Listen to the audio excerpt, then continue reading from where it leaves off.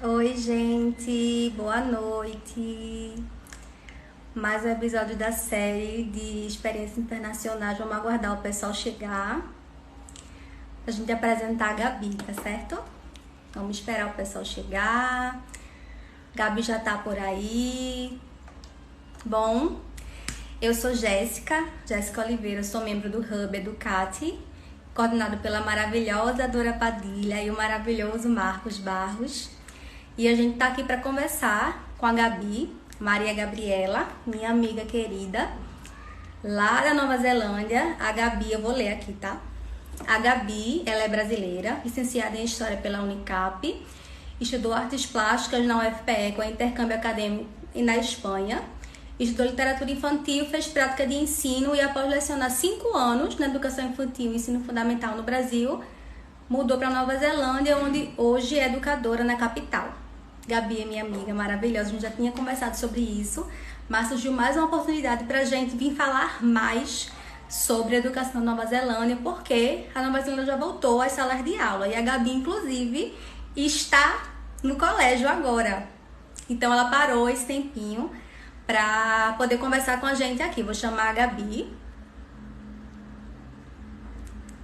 Deixa eu ver aqui.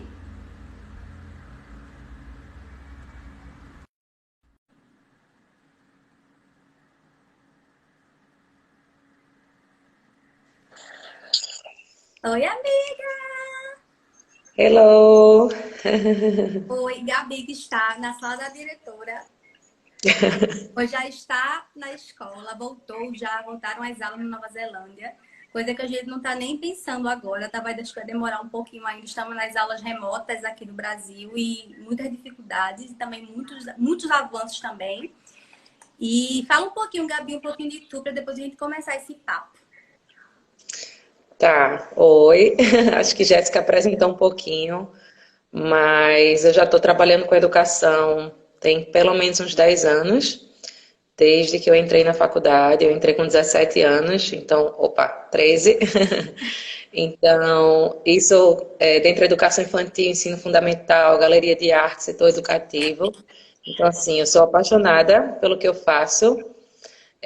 Sempre tive oscilando muito entre disciplinas, entre faixas etárias, mas sempre soube que educação era o meu lugar. E estava cansada de lutar contra o sistema do Brasil, porque é muito difícil as condições de trabalho que são oferecidas para o professor.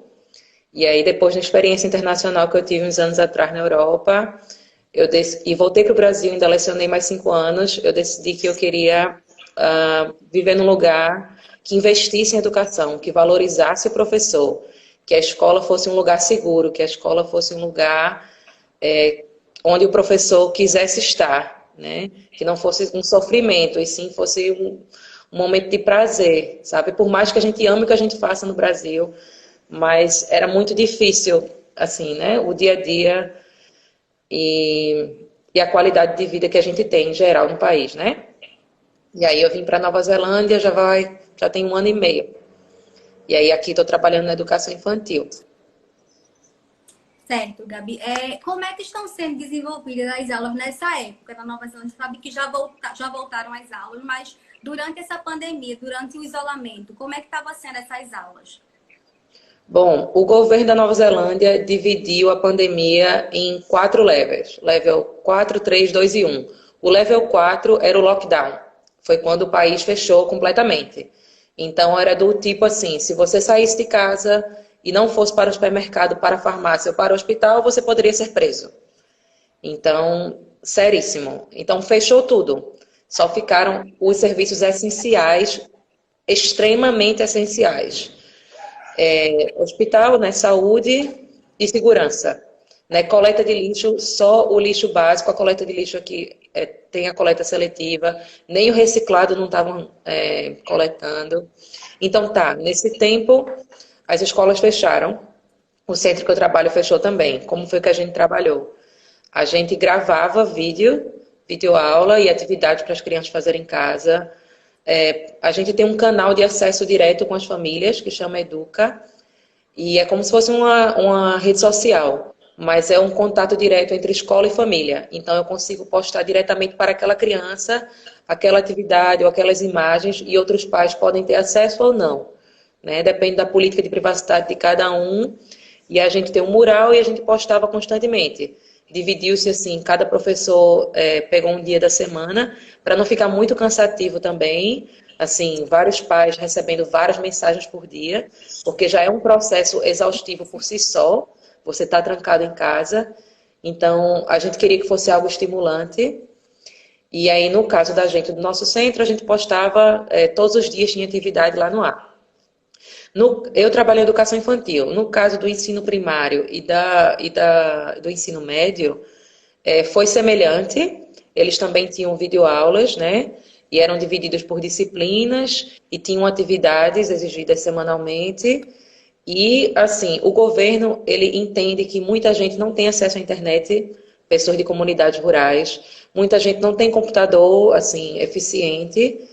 E para que essas pessoas não perdessem esse acesso, as pessoas das comunidades indígenas, das comunidades agrícolas, eles entraram em parceria com a televisão, com os canais públicos. Então, de 9 da manhã às 3 da tarde, tinham 3 canais abertos, passando programações diferentes, que eram professores credenciados que disponibilizavam essas aulas. Então, podiam ser divididos por faixa etária ou por disciplina. E aí na televisão também, naquele horário na programação, aí tinha matemática, ciências, artes. E eles também incluíram o que eles chamam de well-being, que é o bem-estar. Então tinha assim, meditação, aula de yoga, prática de mindfulness para criança. Então eles estavam preocupados muito mais com a questão psicológica do que com o cognitivo, do que com o conhecimento. Porque o conhecimento a gente consegue correr atrás. E a criança, ela aprende por si só, desenvolvendo em casa, jogando um jogo, brincando com um brinquedo que tem o viés educativo, lendo um livro, assistindo um filme. Então, o foco da pandemia era trabalhar a questão do psicológico e do emocional, da inteligência emocional. Então, se trabalhou muito assim, respiração consciente, conversas, como eles instruíram muito como os pais falarem com os filhos sobre a pandemia, né? Ensinar sobre lavar as mãos, sobre manter uma certa distância com outras pessoas. Então, a distância, para uma criança entender, ele não tem essa noção assim de 2 metros. Então, a gente falava assim, não respire perto de alguém. Então, a distância é essa, a distância do respirar. Não queira respirar perto de alguém, não queira que quando a pessoa tussa isso lhe afete, sabe? Então, sempre lavar as mãos. O foco, então, foi esse. Durante a pandemia, era trabalhar muito mais inteligência emocional e resiliência. Muito importante, né, Gabi? Agora, me fala uma coisa. Como é que funcionam as escolas na Nova Zelândia? As escolas são públicas? É lá como aqui no Brasil, que a gente tem a parte pública, mas também tem a parte privada, que é muito forte. Como é que funciona na Nova Zelândia essa questão das escolas? Tá, então vamos por faixa etária. Eu trabalho na educação infantil. De 0 a 3 anos é opcional. A maioria dos centros são privados, que é o que eu trabalho. Mas só que os pais podem aplicar para um funding do governo. Então, você tem um filho, você recebe um funding, o governo lhe dá dinheiro ou dá dinheiro para o centro. Você aplica, o governo lhe direciona para uma escola e você ganha 20 horas semanais. E você só paga essa diferença. E é barato, é barato. É uma coisa assim, essa diferença é uns $80 por semana. Então, para a mãe que precisa trabalhar. Por que de 0 a 3 anos não é obrigatório? Porque o governo incentiva que nessa faixa etária a criança fique em casa, com a mãe, com a família, tem essa proximidade. Mas se for o caso de precisar trabalhar, precisar de um espaço, o governo lhe oferece 20 horas. A partir dos 3 anos, eles podem continuar no centro, no ECE, Early Childhood, ou eles vão para o Kindergarten, que são públicos. E aí eles têm acesso de 3 a 6 anos ao Kindergarten. Que é o então, que eles você trabalha. Eu trabalho no ECE, Early Childhood. A gente faz a mesma coisa, a diferença é que um é privado e um é público. Certo. E o ECE, ele recebe babies também, né? De 0 a 3 anos. E o Kindergarten é a partir de 3 anos. A escola só começa a partir dos 5 anos. E só é obrigatória a partir dos 6.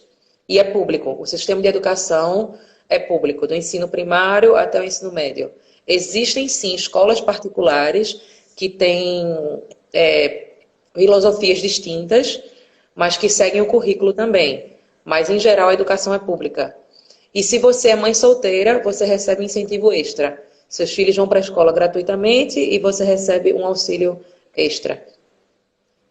E a Certo. gente ainda tem também um sistema de escola masculina e feminina, que era um sistema antigo e existem pessoas que ainda preferem essa tradição. Como se fosse um Então, colégio interno, Gabi, esse sistema, mais ou menos como se fosse ou não. É somente a questão de distinção de feminino, masculino, não tem. Da criança passar a semana no colégio, só ir no final de semana para casa, não tem nada a ver.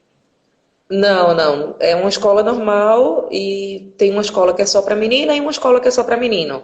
Mas isso são coisas antigas da tradição inglesa, mas tem famílias que ainda preferem e mantêm. Então existem algumas escolas que vão até o ensino médio separado. Certo. Ô, Gabi, tu falasse a questão das escolas. Dá um resuminho pra gente, rápido. Como é o currículo educacional da Nova Zelândia? Tu pode falar mais especificamente da educação infantil, que é a tua área, mas tu consegues dar um resumo, como é que funciona, pra gente poder fazer essa comparação também. Certo. Então, para cada level de educação existe um currículo. Então, no caso da educação infantil, o currículo chama Te Whāriki, que é um termo maori, que significa teia. Então, o currículo ele foi reformulado há 20 anos atrás e se juntaram educadores de várias correntes. Então, a gente tinha Montessori, Piaget, Vygotsky, Rudolf Steiner, e as pessoas da tradição maori, porque eles querem incentivar muito a valorização da cultura nativa daqui e do idioma. Então, é uma cultura bilíngue. Então, desde a educação infantil, eles aprendem em inglês e em tireu, e que é a língua nativa daqui. E o foco principal é um currículo holístico, é no bem-estar, é no psicológico, é no emocional. Tanto na educação infantil quanto no ensino fundamental, não existe avaliação, não existe prova. A avaliação ela é muito mais subjetiva, ela é muito mais focada no desenvolvimento social.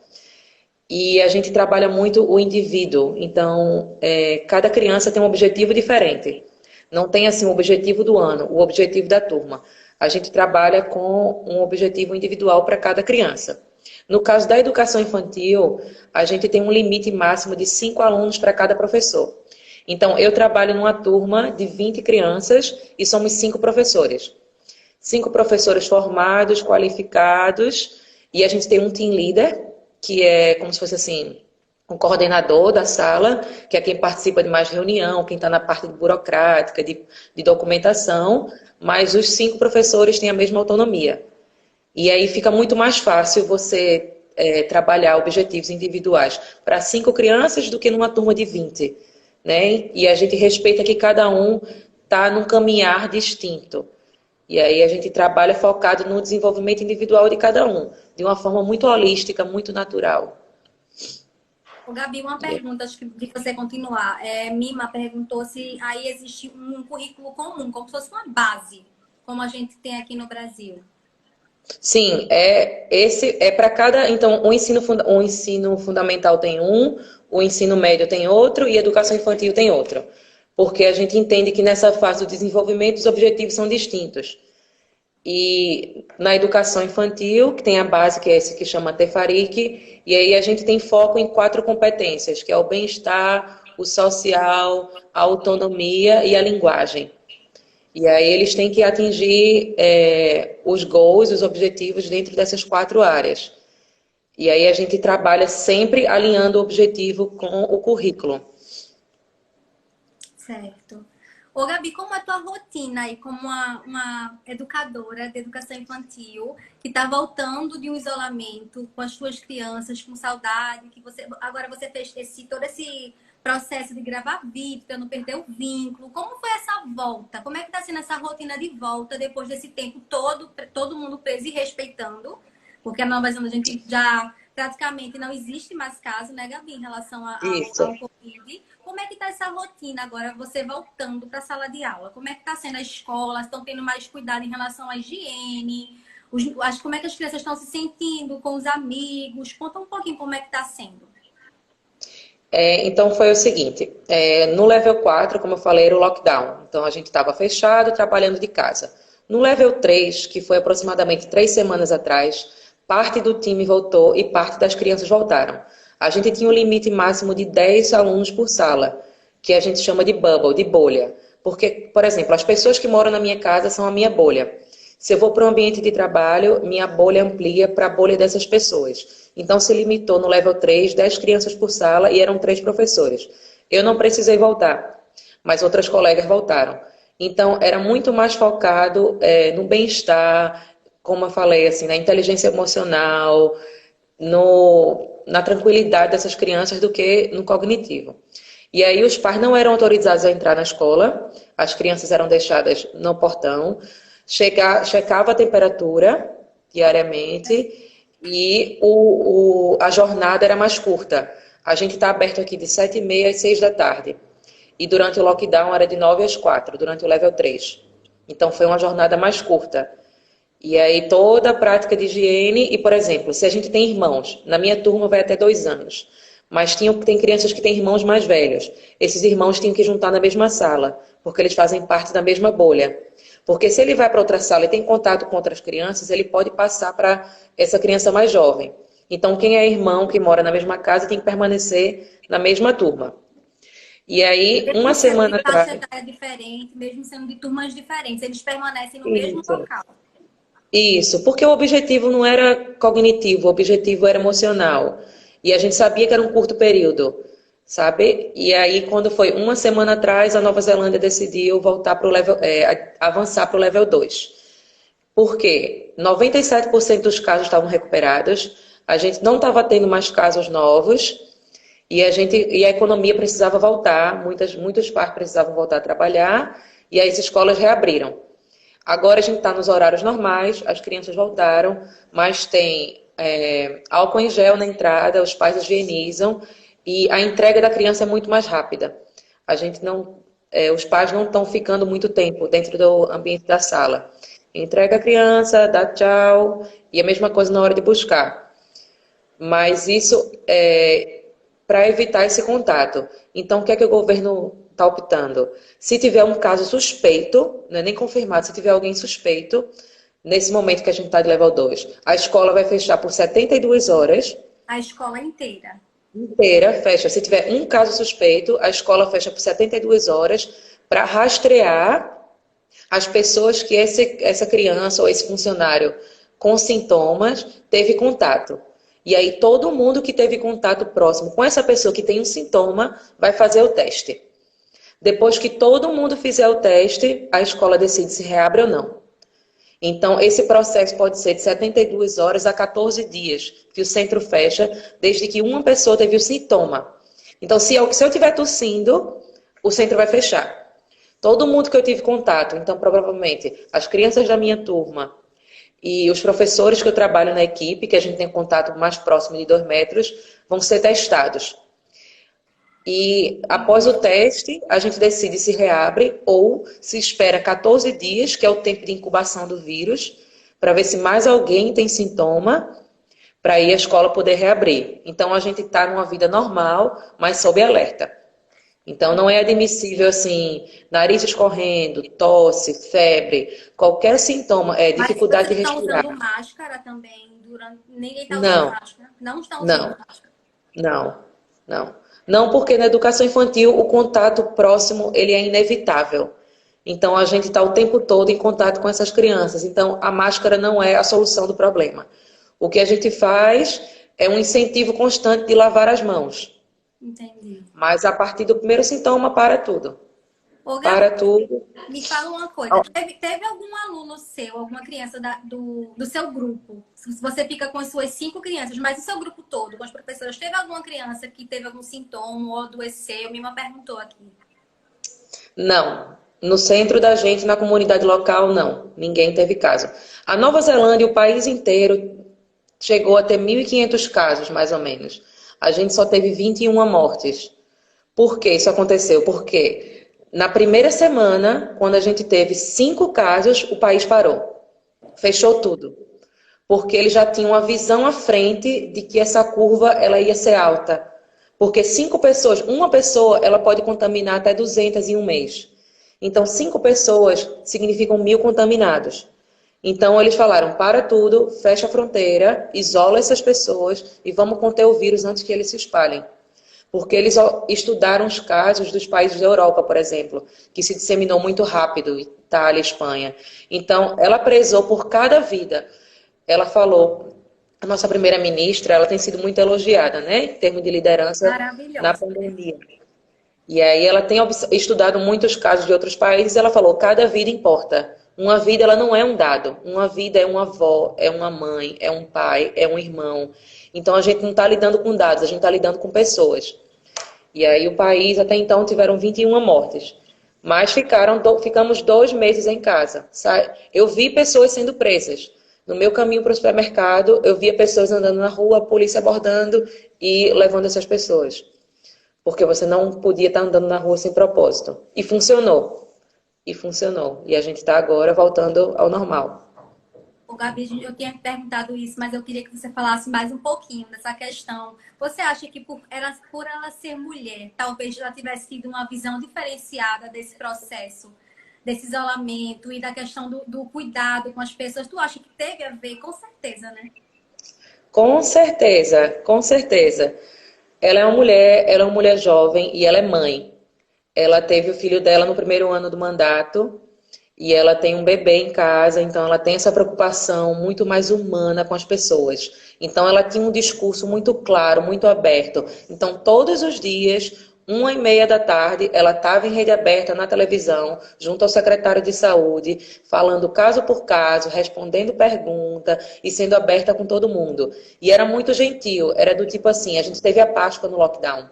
Então, na Páscoa, ela falou, não se preocupe que o coelhinho da Páscoa é um trabalhador essencial e ele vai estar trabalhando.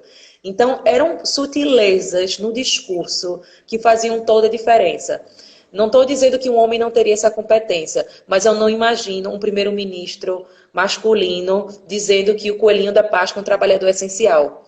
Ela, enquanto mulher, enquanto mãe, teve essa sutileza de estar olhando diretamente para as pessoas e estar com o olhar voltado para as famílias, que fez toda a diferença. Fez toda a diferença. Tanto que esse ano é ano de eleição, a popularidade dela subiu 30%. Então, ela tem agora 80% da população escolhendo por ela. Tem uma pergunta aqui, Gabi, falando da questão do período de atividades remotas. O ensino fundamental e médio deram sequência a esses conteúdos também, assim como a educação infantil? Tiveram aulas remotas? Como é que funcionou? Sim, tiveram, e no caso deles eram mais aulas mesmo, os professores gravavam aula no formato tradicional e disponibilizavam e passavam algumas atividades. Então, foram criados jogos online, jogos de matemática, jogos de lógica, jogos de linguagem, que eles podiam jogar e atingir um objetivo. Ou eles tinham, a gente teve muito a Zoom Call, que o Zoom é o aplicativo de chamada de vídeo. E aí, semanalmente, a gente estava em contato com as crianças, eles apresentavam o que eles tinham feito, mas tudo muito lúdico, né? Mas tinham objetivos. E muitas dessas aulas eram disponibilizadas na televisão, né? Para quem não tinha acesso à internet. E aí as crianças eram incentivadas a atingir esse objetivo, mas sem cobrança, porque a gente entende que é um período de muita angústia, né? Não é fácil. Então, foi respeitado aqueles que não puderam realizar as atividades, mas foi estimulado que todo mundo tivesse acesso às aulas e tivesse em contato com os professores. E quando voltaram no level 3, o ensino fundamental e médio, muitos professores não estavam em sala de aula. Então, o que era que eles faziam? Para os pais que voltaram a trabalhar e que precisavam que os filhos fossem para a escola no level 3, as mesas elas eram separadas com 1,5 metro de distância, as cadeiras umas das outras, e as salas são multimídia. E as aulas elas eram projetadas, porque um professor a menos em sala de aula está em menos contato com as crianças, né? Então, não todos os professores voltaram. Então, certo, tinha um professor responsável pela turma, mas, por exemplo, o ensino fundamental e médio, que tem aulas divididas por disciplinas, então não precisaram voltar todos os professores. Voltou um key teacher, um professor principal, e os outros eram projetando as aulas no projetor em sala de aula. Certo, mas nesse momento, uma dúvida que eu fiquei agora, nesse momento que a gente está, todos os alunos voltaram para a escola, todos. As escolas estão funcionando normalmente, todos os professores, toda a gestão, todo mundo está na escola. Aqui todo mundo está na escola, mas não é compulsório, não é obrigatório. Porque ele diz assim, qualquer sintoma, se você não estiver se sentindo bem, fique em casa. Se você estiver em período de isolamento, fique em casa. Se você teve contato com alguém que teve o vírus, fique em casa. E aí você só volta no level 1, que será a nossa normalidade, né? Mas essas crianças que tiverem qualquer contato ou que estão com qualquer sintoma, elas ficam em casa. Então só voltou para a escola quem está saudável. Menina, realmente um sonho, né? Todo mundo eu vejo aqui os comentários, realmente é uma realidade muito diferente. Ô, Gabi, fala mais da tua rotina como professora mesmo. Não vamos nem pensar na questão da pandemia. A tua rotina realmente como educadora, como é que tu faz? Tu acorda, tu vai para a escola a tal momento, o que é que tu fazes? Tu tem tempo de planejar, tu tem tempo com os alunos, a reunião com os pais, como é que funciona essa relação do professor com os pais interferem muito, como é essa situação? Certo, vamos começar. Primeiro, a hora que eu acordo varia um pouco, porque somos 5 professores na turma e cada um tem um horário diferente para chegar e para sair. O gap entre um e outro são de 15 minutos, porque cada um de nós tem que trabalhar 8 horas por dia. E o centro fica aberto de 7h30 às 6 da tarde, então isso dá mais do que 8 horas. Então, tem um professor que abre, tem um professor que fecha e tem os 3 intermediários. E aí, a cada semana ou a cada 15 dias, a nossa roster, o nosso horário, ele vai mudando. Então, hoje eu comecei às 8h15 e eu termino às 5 horas. Eu tenho 10 minutos de intervalo pela manhã, meia hora de intervalo para o almoço e 10 minutos de intervalo à tarde. E aí, para cada professor é assim. O tempo de planejar. A gente não trabalha em casa, é um pouco diferente da realidade do Brasil. A gente precisa receber para planejar, né? Eu não vou dizer que eu não planejo em casa, que eu não estudo, que eu não trabalho. O que eu faço em casa é porque eu quero, é porque eu gosto, né? Entendi. Mas Não é a uma gente tem obrigação sua fazer isso, não é uma obrigação imposta pela escola.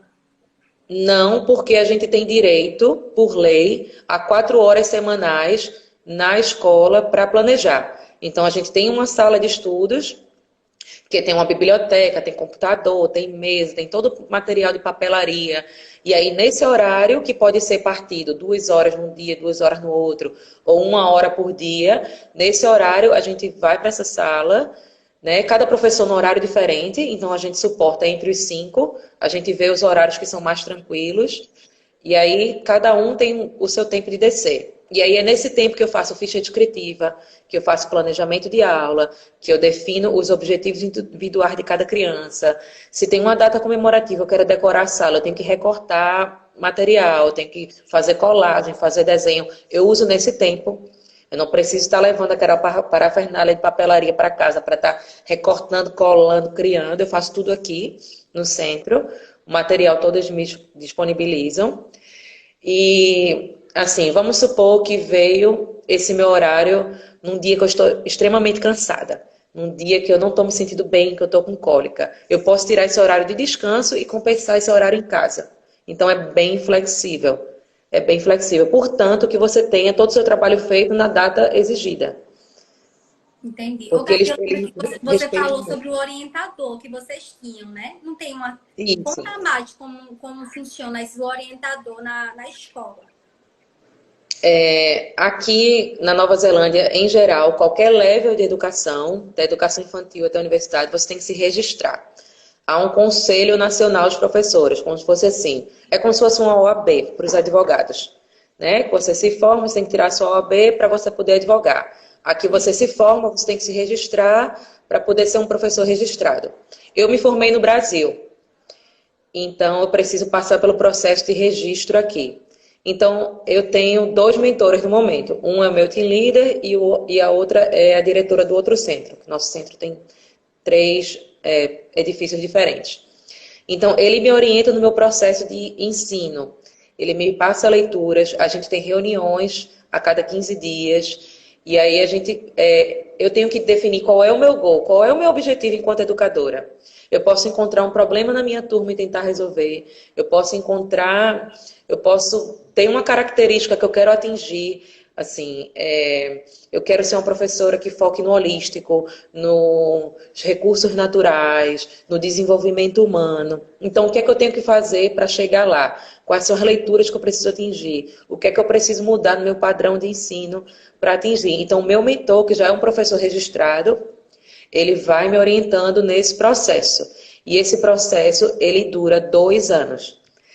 Então, quando você aplica para o seu registro, no meu caso, eu tenho que ter uma graduação e tem que tirar 7 no IELTS, em todas as áreas do IELTS, que é a prova de inglês de Cambridge, e aí eu aplico para o meu processo. Então, depois que eu começo, ele dura 2 anos.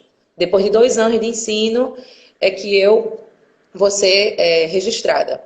Por quê? Eles têm a prática de ensino na universidade aqui, só que só são 5 semanas. É diferente da gente do Brasil, que são 2 anos, praticamente, né? A gente tem 2 anos, prática de ensino, 1, 2, 3, 4, que a gente fica meses visitando aquela escola. Então, aqui, essa prática de ensino começa depois que você se forma. Entendi. Tem uma pergunta aqui, Gabi, sobre a educação infantil. Quais são as bases no ensino, a prioridade? Qual é o foco mesmo? O que é a prioridade na educação infantil? Que você falou a questão do socioemocional, não é isso? Isso.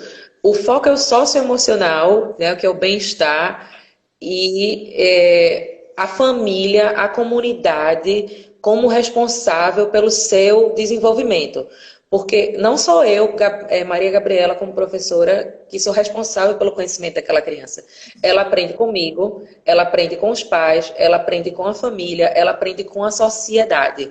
Então, a gente tenta criar um laço direto entre todos os responsáveis por esse ensino. Então, nesse Tefaric, que é o currículo, a gente visa muito o papel da comunidade na educação dessa criança, o papel dos pais, o papel da escola. Então, a gente tenta criar um link entre todas essas pessoas envolvidas nessa criança para que ela se desenvolva de maneira natural, espontânea, que esse processo seja... Não, porque às vezes a gente vê muito assim, uma divergência. Por exemplo, no Brasil, um exemplo que acontecia comigo. Eu tenho uma visão muito mais holística, muito mais artística, muito mais sensível para a educação. E existem pais que, na educação infantil, tinham um foco no vestibular, tinham um foco no mercado profissional.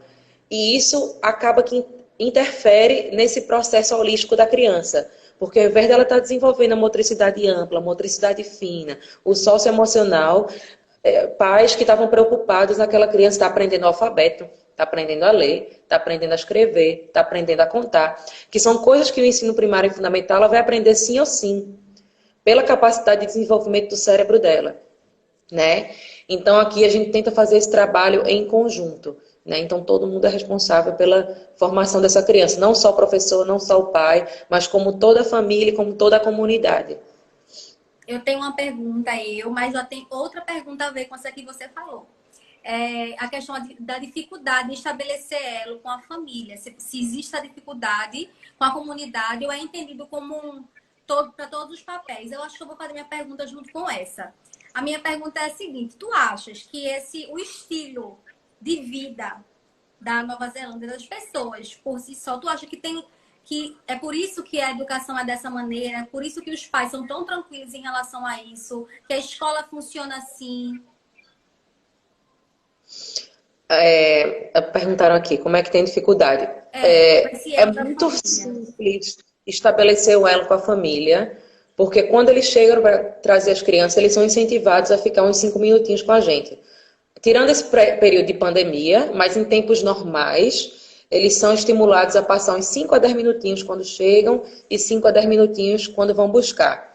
Que é quando a gente tem essa troca para saber o que é que eles têm feito em casa, como é que estão dormindo, como estão se alimentando, quem tem influenciado, se tem uma avó visitando, o que é que tem sido feito, né? Então a gente está em contato direto, também nesse portal Educa, que a gente escreve sobre a criança semanalmente, a gente está postando foto, a gente está dizendo o que foi aprendido na semana, o que foi que ela fez. Tem um espaço para os pais comentarem, e aí eles comentam, muito legal, em casa tem feito a mesma coisa, tem se interessado por isso, tem se interessado por aquilo. Então a gente tenta trazer os interesses de casa para a sala e os pais tentam trazer o interesse da sala para casa. Porque às vezes a gente está trabalhando uma música, uma dança, e tem aquela criança que está ali no cantinho lendo um livro, e a gente respeita. Então a gente percebe, tem um interesse maior pela literatura, pelo imaginário, ou pelas artes, e a gente tenta estimular, ou trazer aquele livro para o momento da contação de história, para juntar essa criança no momento de grupo. Então é um trabalho de observar sensivelmente cada criança individualmente. Então o que se tem muito aqui, eu não sei, a cada 2, 3 blocos você anda, tem sempre um parque, tem sempre uma horta comunitária, tem sempre uma área de esporte coletivo. Então essas crianças, elas têm um contato social fora da escola também. Tem a praia, então eles estão sempre se encontrando, as famílias estão se juntando. Tem muito grupo, playgroups, assim, grupos de brincar, que as famílias se encontram. E o que acontece muito aqui também, a Nova Zelândia, por ser um país pequeno, um país distante e perto de outros continentes, é muito multicultural. Então a gente respeita muito a cultura de cada um. Eu sou brasileira, na turma da gente tem 2 professoras das Filipinas, uma professora de origem chilena, mas na outra sala tem professora japonesa, tem professora indiana, tem professor chinês, tem professora que é da cultura maori, tem professora da Irlanda, da Isso ajuda Inglaterra. muito, né, Gabi, no processo das crianças, 100%, né? Isso, inclusive os alunos, aí tem aluno colombiano, aluno de Singapura, aluno de Samoa, enfim, de vários países, África do Sul, Etiópia, e cada criança com um idioma diferente em casa, cada professor com sua cultura. Então a gente tenta abraçar muito isso. Por exemplo, no meu caso, em fevereiro eu fiz uma semana do carnaval. A gente trabalhou ritmos, então um dia trabalhou samba, um dia trabalhou frevo, porque a visão que chega até aqui do carnaval brasileiro é a escola de samba do Rio de Janeiro. Mas eu sou pernambucana, então eu quis defender a nossa bandeira. Então teve frevo, teve caboclinho, teve maracatu. E aí cada dia eu trabalhei um ritmo, no final eu fiz um bloquinho e a gente andou o bloquinho pela escola inteira, as crianças fantasiadas, vestindo roupa do Brasil. A refeição, ela é na escola, então a escola fornece o lanche, o almoço e o lanche da tarde. E aí, nesse dia, a gente teve feijoada. Então, foi uma forma deles terem contato, que eles nunca mais vão esquecer. Da mesma coisa, professoras indianas, em outubro tem o Diwali, que é um festival importante. Fevereiro teve o Ano Novo Chinês, aí o professor chinês ele trouxe artefatos da China. Em abril teve Saint Patrick's Day, que é um feriado irlandês. Então, cada data comemorativa para cada cultura presente no centro, ela é lembrada e ela é celebrada para que mesmo distante das suas origens, você não se esqueça de onde você veio. E aí todo mundo cresce aprendendo um pouco de tudo. E é muito legal. Eu canto em português, eles falam bom dia, então todo Isso é o mundo que aprende você um pouco de falou, né, Gabi? tudo. É muito o estilo de vida de quem é daí, né? Dessa questão de abraçar realmente outras Isso. culturas, o contato com a natureza, o contato com as pessoas, a gentileza. Isso. E a gente tem uma política de portas abertas. Então a gente tem a área interna da sala e a área de fora do parque. Boa parte do dia, todas as portas ficam abertas. Então as crianças têm liberdade de ir e vir para onde quiserem ir.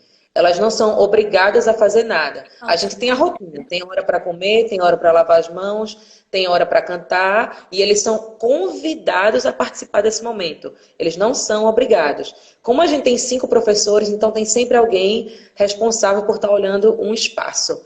Né? Então as crianças elas têm acesso ao parquinho de areia. Então quando chega o final do dia, parece que os pais gostam de ver a criança bagunçada, assim. É como se ele tivesse se divertido muito. Não tem essa preocupação de que não pode sujar, não pode colocar na boca, não pode fazer isso, não pode. Eles têm essa liberdade. Então eles crescem respeitando a natureza, crescem aprendendo o direito de ir e vir. Então, por exemplo, se uma criança tomou o brinquedo de uma outra, você não pode tomar um brinquedo de uma criança, né? Você oferece, você quer, ou você aprende a brincar direito, ou você me entrega, né? Então, esse direito de escolha começa desde muito cedo. Entendi. Tem É uma muito pergunta bonito. aqui, Gabi, falando sobre essa questão da plataforma Educa que você falou, desse contato que tinha online. Perguntaram aqui, Adriana, se já existia essa plataforma ou foi uma coisa criada para, nesse momento de pandemia, ou já era uma coisa que a escola utilizava mesmo, durante as aulas normais? Não, é uma plataforma existente, foi desenvolvida por desenvolvedores de software. Ela é muito utilizada na Nova Zelândia, Austrália e Canadá. Então, qualquer escola pode se cadastrar. Eu acho que deve pagar alguma taxa de manutenção, mas você cadastra a sua escola e você pode usar. Então, tem toda a questão de segurança envolvida. Então, a plataforma é toda em inglês, mas vamos supor que uma escola bilíngue no Brasil queira usar. É completamente possível. Você cadastra a sua escola, cadastra as crianças, cadastra as famílias, e aí todo mundo tem acesso. Assim, tem o layout de uma rede social. Então, tem a página principal, o feed, que é onde a gente vai colocando o que foi feito no dia, que pode ter acesso a todos os pais. Tem a parte individual de cada criança, que você posta lá o que a criança fez na semana. Tem a parte de contato direto entre os professores. Por exemplo, o meu mentor, ele coloca para mim links para eu estudar, ele posta artigos. Então, eu escrevo minhas reflexões, o meu resumo sobre os artigos nessa página também, porque o meu processo de registro fica lá. Então, ela é extremamente ampla, assim. Tem acesso direto, professor, aluno, professor, professor, coordenação, professor, comunidade, escola. Então, por exemplo, no tempo de pandemia, os pais podiam postar fotos das crianças, do que elas têm feito em casa, e a gente tinha acesso para ver essas fotos. Então, é acessível. Tem 3 perguntas, vou fazer uma de cada vez. Tem uma aqui da Marcela. Como é essa relação com os pais? Você já falou mais ou menos sobre essa questão da relação com os pais, que é uma coisa bem livre, bem orgânica. Os pais têm aqueles 5 minutinhos antes. Agora existe essa reunião, a reunião dos pais. Existe isso Sim. também aí? A cada 2 meses, é porque nesse tempo de pandemia está uma exceção, mas a cada 2 meses os pais vêm e aí a gente tem um momentinho de 20 minutos com cada um. No meu caso, eu tenho meus 5, é um dia normal, as crianças vêm normal. A gente estabelece horários para ser rotativo entre os professores. E aí eu vou estar numa salinha e vou ter esse contato direto para dar esse feedback, para analisar. Porque a progressão, ela é semanal. Então, toda semana eu coloco o que foi que cada uma das minhas 5 crianças tem feito. Né? Coloco foto, coloco dificuldade, coloco o que foi atingido. E aí, a cada 2 meses, a gente analisa todas essas semanas e vê uma progressão, né? E aí eu discuto com os pais aonde você quer chegar. Tem algum objetivo que você queira atingir? Você está satisfeito? Tem algo que você queira saber? Né? Como é que ela tem agido em casa? Está funcionando? Né? Tem alguma coisa que você quer que seja implementada? Então, temos sim esse encontro. Alguém perguntou sobre educação especial. Isso, tem uma aqui falando, primeiro, tem uma sobre as crianças que não falam inglês, como é que vocês lidam com isso nas escolas, e a outra sobre a educação inclusiva. Aí tu... Tá, crianças que não falam inglês. Por exemplo, eu tenho uma aluna colombiana, a mãe é recém-chegada, e a mãe também não fala muito bem inglês, mas eu falo espanhol. E a mãe sabe que ela vai aprender inglês sim ou sim. Então, ela pede que eu trabalhe em espanhol para que ela se sinta familiarizada com o idioma também. Criança, a gente subestima muito às vezes o potencial da criança, mas mesmo aquelas que não falam, com a linguagem do olhar, com a linguagem do corpo, elas entendem o comando e elas observam o que as outras estão fazendo e elas seguem o que está acontecendo. Então, não é a barreira da linguagem oral que impede ela de aprender. Então, a gente trabalha, continua falando inglês, mas a gente usa muito o olhar, a linguagem do corpo, a observação das outras crianças. A gente usa imagens, né, que a gente chama de flashcards, para indicar, ou no momento do lanche, a gente mostra o alimento e está introduzindo aquele nome. E a gente faz muita pesquisa também do vocabulário dela de casa. Então, tem pais que escrevem a palavra no idioma para que a gente esteja usando aquele idioma para que ela se familiarize. Porque às vezes é um momento de estresse, um momento de cansaço. Então tem uma aluna chinesa, que ela responde muito bem a chinês. Eu estou aprendendo chinês, mas assim, o vocabulário básico que a mãe imprimiu naquele cartão, e aí eu sei que aquelas palavras ela corresponde, né? Para quando ela está estressada, ela está perdida. Então, vocabulário básico de higiene, de alimento. Então, a gente tenta aprender um pouco com eles também, para que todo mundo interaja, né? E sobre educação especial. Toda escola ela é inclusiva. A gente não tem aqui, na minha turma, não temos nenhuma criança que precise, mas quando precisa, os pais aplicam para um subsídio do governo. e explica a situação, coloca uns laudos, a faixa etária, e o governo, ele paga para você ter um teacher aide, que é um professor de apoio. Então, vai ter um funcionário para aquela criança, né, nos dias que ela tiver, para estar orientando. Porque eu sou responsável pelas minhas 5. E a gente sabe que quando a gente tem uma criança com necessidades especiais, a gente precisa de uma atenção direcionada, né? E é difícil você estar tomando conta de todos e daquela criança. Então, às vezes, é preciso que ela tenha um mediador especial, mas é financiado pelo governo. Os pais aplicam e o governo envia essa pessoa. E Né? ele Tem fica pessoas na que são... sala com a criança, ele fica na sala, ela não precisa ir para uma sala especial com esse professor. Ela continua com os amigos e esse profissional vai Isso. ficar acompanhando durante todo o dia dela. Isso, vai ficar acompanhando todo o dia dela e vai fazer atividades direcionadas, né? Vai fazer atividades direcionadas para aquela criança, caso ela tenha uma necessidade específica de motricidade, de alimentação, de fala, né? Mas o interessante é que ela interaja com o grupo. O que acontece também, por exemplo, no ensino fundamental. Existem salas de aulas de 70 crianças. 70? Mas aí você... 70. Mas você tem 70. Mas você tem um mínimo de 5 professores. E são salas que têm... né? E elas têm estações diferentes. E você pode dividir por níveis de aprendizagem, por exemplo. No nível de leitura, tem crianças que estão um pouco mais avançadas, crianças que estão caminhando num ritmo diferente. Então, cada professor vai estar trabalhando de uma forma distinta, com materiais distintos, de acordo com o nível dessas crianças. Gabi, são como se fossem estações numa mesma sala e aquele grupo trabalha de uma forma como se fosse um trabalho diversificado. Isso. Tem a área de brincar fora, tem um trabalho diversificado. Aí tem estação da matemática, estação da linguagem, estação das ciências, estação das artes, estação da música.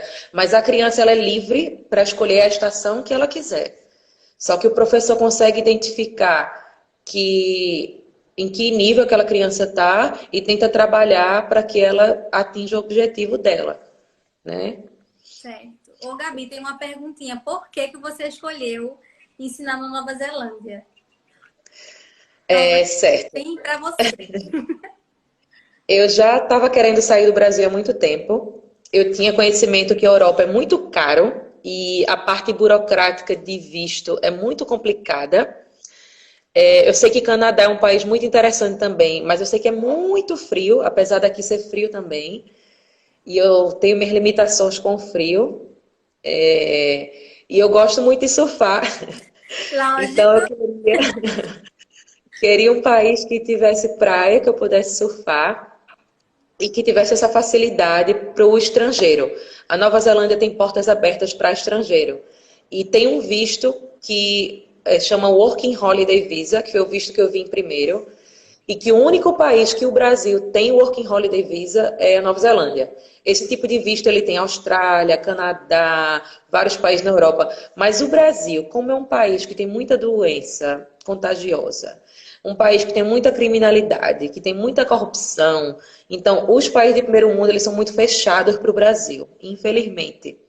Né? O brasileiro ele não é bem visto. Né? Não é bem visto. Agora, durante esse tempo, é que tá pior, né? Pois é, né? Com o nosso não, porque ele não me representa. Não vamos nem entrar nesse... Não vamos falar de política, né? Não vamos mudar o foco. Mas eu fico nervosa, né? E aí a Nova Zelândia tinha esse visto, eu apliquei e consegui, né? Eu consegui e vim para cá. Pela facilidade do visto. E por eu saber que é um país desenvolvido, um país de primeiro mundo, um país que valoriza o professor, um país que valoriza a educação e um país que precisa de professor. Então, se tiver alguém querendo sair do Brasil, aqui, viu? Assim, o processo burocrático é complicado, mas como qualquer outro país que você decida ir, é complicado, mas é possível. É possível. Então, os motivos é porque um país aberto para professor tinha facilidade desse visto e tem praia para surfar. Mas atualmente... uma coisa que você falou, Gabi, que eu acho que reflete assim, tudo que você. O que a gente conversou agora, tô vendo muita gente que sonho, queria eu, que sonho. Porque a gente realmente fica encantado com tudo, com o currículo, com a forma de vida, como o cotidiano, o pensamento, tudo encanta. E você falou uma coisa que eu não esqueci. Você disse assim, que a educação é tão maravilhosa que é por isso que o país funciona como um todo. Exatamente. É porque é pouco tempo para a gente falar, né? Mas como a gente vê que o sistema de educação ele funciona do momento que você nasce ao momento que você se forma, tem coisas que fazem toda a diferença, assim. Por exemplo, na pandemia todo mundo respeitou. Você sabe, todo mundo respeita, é tudo muito sinalizado. Então, ninguém desrespeita uma lei, ninguém faz nada errado. Porque na escola a gente aprende isso aqui. Então, coisas básicas, por exemplo, os professores recebem igual, as crianças têm acesso à educação, os pais recebem subsídio para colocar as crianças na escola. A gente ensina muito esse direito de escolha, de você fazer escolhas certas, né? Nada é Nada obrigado. imposto, né? Não existe vestibular, né? A avaliação no ensino fundamental é muito subjetiva, é muito focado no social. Você entra na universidade, se você passou de ano se você atingiu um certo número de créditos durante o ensino médio, então é bem equilibrado, a universidade tem acesso para todos, né? Tudo funciona, o governo lhe dá saúde, lhe dá educação, lhe dá segurança, então tem parques incríveis, tem espaços para todo mundo, né? É um país extremamente inclusivo, então se você vê tudo funcionando, por que que eu vou fazer errado, né? É. Se o governo é justo, você vê uma primeira-ministra que fala olhando para você, que está fazendo a coisa correta, e você vê um retorno, por que que você vai fazer errado? Né? Então, é um ciclo de coisas boas. Você vê coisas boas acontecendo, você quer fazer coisas boas porque você vê que elas lhe dão um retorno positivo. Então, todo mundo atua para o bem. Então, você anda na rua, todo mundo lhe dá bom dia, lhe dá boa tarde, você desce do ônibus, você dá obrigado para o motorista, né? A pessoa que está lhe atendendo, ela fala olhando para você, ela pergunta como foi seu dia, e você sabe que é honesto. Então você senta numa cafeteria para pedir um café, a pessoa chega para lhe atingir com um sorriso no rosto, porque ela está feliz de estar ali. Às vezes eu trabalhei num café e meu salário num café era igual ao meu salário de professor. Então assim, todo mundo recebe honestamente, né? Não tem essa pessoa desvalorizada. Um encanador muitas vezes recebe mais do que um professor, recebe mais do que um médico, porque existe um déficit muito grande na construção civil. Então, se você está aí no Brasil, pedreiro, encanador, eletricista, a Nova Zelândia precisa de você. Tem uma pergunta até disso, viu, Gabi? Perguntando se o inglês é essencial, porque tem muita gente aqui que já está querendo se organizar para ir para Nova Zelândia. O inglês ele é essencial, sim, mas você aprende muito rápido. Uma vez que você vem para cá no dia a dia, você aprende muito rápido. Tem muitas escolas também, e hoje em dia com a internet a gente tem uma facilidade imensa de aprender qualquer idioma de casa. Tem aplicativo no celular, tem canal no YouTube, tem páginas de professores. Então, hoje em dia o mundo ele está globalizado, né? E o inglês está sendo a língua que está juntando esses países, essas culturas. Então, prepare, se organize e Com a mala venha-se na mão. embora.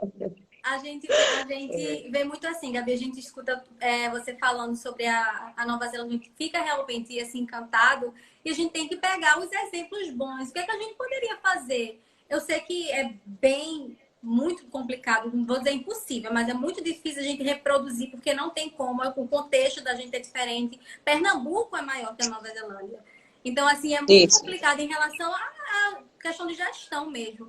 Mas a gente pode sim pegar pequenos exemplos de até o bom dia do motorista, que a gente às vezes não dá.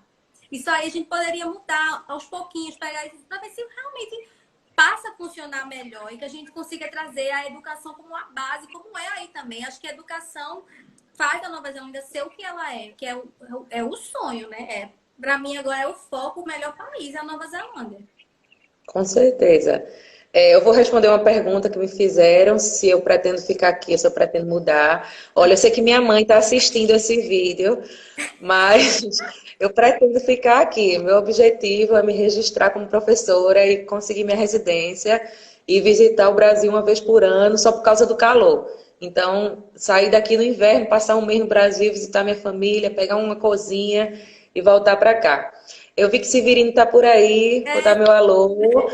Quero que ele fique consciente, tem muitos clubes de xadrez aqui. Xadrez é super valorizado nas escolas e fora das escolas também. Você vê nas praças, tem as mesinhas com tabuleiro, você leva suas peças, as pessoas estão jogando. Isso reflete muito na educação das pessoas também, né? No direito, no potencial de fazer escolhas. Exemplos básicos daqui. Eu sei que o país é pequeno, tem 5 milhões de habitantes, então isso é menos do que a região metropolitana do Recife, que é o nosso caso. Mas um exemplo muito interessante que pode ser levado para qualquer lugar é a empatia. É você se colocar no lugar do outro, né? É você respeitar o outro como se fosse você. Você não querer tirar vantagem. E outra coisa que eu não vejo muito aqui é desigualdade social. Eu vejo que é todo mundo, assim, existe, claro, as pessoas que têm mais condições e as pessoas das comunidades que têm menos. Mas todo mundo tem acesso à educação e à saúde. Todo mundo tem acesso a esgoto, à coleta de lixo, todo mundo tem acesso a transporte. Então, são essas coisinhas básicas que fazem toda a diferença na educação das pessoas, né? Esse bom dia, esse com licença, esse obrigado, nessa segurança. Se eu tenho acesso a tudo, por que que eu vou tirar do outro, né? A gente tem muitas organizações não governamentais também que olham por essas pessoas. Você não vê animais de rua, você não vê lixo no chão. Então, coisas básicas assim, de você jogar o lixo no lixo é essencial. De você só atravessar na faixa é essencial. Aconteceu uma coisa engraçada comigo que eu nunca vou esquecer. Eu vi um brasileiro querendo atravessar a rua, e aí eu falei, a faixa está bem ali, vá para a faixa. Aí ele falou, mas o meu passaporte é verde e amarelo. Isso para mim acabou. Eu falei, não, mas você está na Nova Zelândia, então coisas pequenas que fazem toda a diferença, que se você começar a fazer a sua parte, as outras pessoas vão seguir, o seu filho vai seguir, o seu colega vai seguir. Então, se você vê alguém fazendo uma coisa errada, não hesite em dizer, porque no Brasil a gente tem medo. Por uma questão de segurança, a gente tem medo. Mas se você falar com sutileza, essa outra pessoa pode seguir o exemplo. Principalmente enquanto professor, enquanto educador. Seja o exemplo. Não queira ser melhor que o seu colega. Não queira tirar vantagem de nada, sabe? Siga. Se o seu intervalo é meia hora, siga meia hora, sabe? Se você tem essa limitação, trabalhe com o que você tem, não queira tirar nada de ninguém. Se você vê uma criança fazendo uma coisa errada, haja com um exemplo, fale com sutileza. Não queira dar ordem, não queira impor, não queira usar a palavra não, sabe? Dê opções, dê escolhas. Pergunte, questione por que você tem feito isso. Vamos fazer a coisa certa, porque fazendo a coisa certa é que a gente vai para frente. Isso é mais do que provado, a gente está sendo exemplo aqui. Né? A gente fazendo a coisa certa, sendo educado. Educação. É a gente ter empatia pelo outro. É sim e sim, como você falou. Gente, a gente está se encaminhando para os nossos 2 minutinhos finais. Foi muito massa, muito legal. Eu sempre amo estar com Gabi. Nós somos amigas, além de educação, além de escola. Gabi, dá teu tchau para o pessoal que todo mundo amou, tenho certeza. Obrigada, fica muito carinhos conhecidas aí. Adorei. Estou aqui na escola, vou voltar para a sala de aula agora. Muito feliz, né, de ter essa oportunidade de partilhar. Eu sei que a minha experiência no Brasil foi muito importante para que eu chegasse até aqui, porque no Brasil a gente aprende na dificuldade e quando a gente chega aqui na facilidade, a gente vê o quanto a gente é competente no Brasil, porque para mim é muito fácil, entre aspas, fazer um trabalho direcionado para 5 crianças, enquanto que no Brasil, às vezes, a gente tem 200, né, 30, 40. Se você é um professor de disciplina, você tem que planejar para várias turmas. Então, quanto a gente é competente no Brasil, né? Quanto o professor no Brasil ele é qualificado, sim, né? Como a universidade no Brasil ela é de qualidade, sim, que a gente tem 2 anos de prática de ensino dentro da universidade, que a gente sai da faculdade, a gente vai para aquela escola para trabalhar de graça, porque tem que escrever o relatório de estágio. Aqui não tem isso. Aqui você tem 5 semanas de estágio na faculdade, depois você tem 2 anos, Ele tá no depois nível que você começa a terminal. trabalhar. Então, gente, parabéns a todos os educadores no Brasil, vocês são guerreiros, né?